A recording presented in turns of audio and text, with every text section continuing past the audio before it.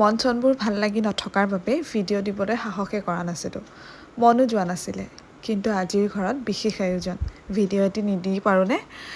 এইফালে ভণ্টিয়ে কামত লাগিছে, ভিডিঅ'টো দেখিতো আপোনালোকে গম পাইছেই। হয়, আজি ঘৰত মোক কইনা ভাত খোৱাৰ আয়োজন কৰিছে। আমাৰ ফেমিলিটো বহুত বেছি ডাঙৰ, আটাইৰে ঘৰত এদিন এদিন ভাত খাবলৈ যোৱাকৈ সময়ে নাটিব, সেয়েহে মায়ে অকণমান আগতীয়াকৈ ভাতটো খুৱাই দিছে আৰু লগতে বিয়া নিমন্ত্ৰণিৰ কাৰণে যি টোপোলা বন্ধা হয় সেই নিয়মো আজি কৰি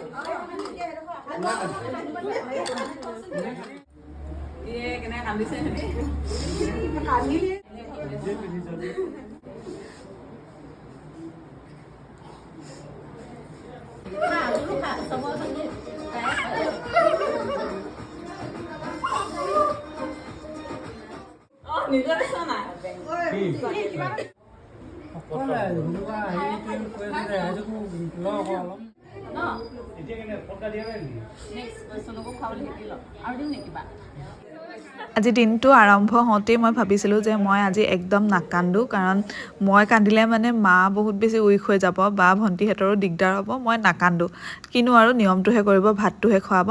কিন্তু নহয় তেনেকুৱা, আচলতে বহুত বেছি বেলেগ এটা অনুভৱ হয়। বিশেষকৈ আজি পাপালৈ বহুত বেছি মনত পৰিলে, যদি পাপা থকা হ'লে কথাবোৰ হয়তো বহুত বেছি বেলেগ হ'ল হয়। উপায় নাই, ভগৱানে যেনেকৈ লিখি থৈছে সেয়াই হ'ব।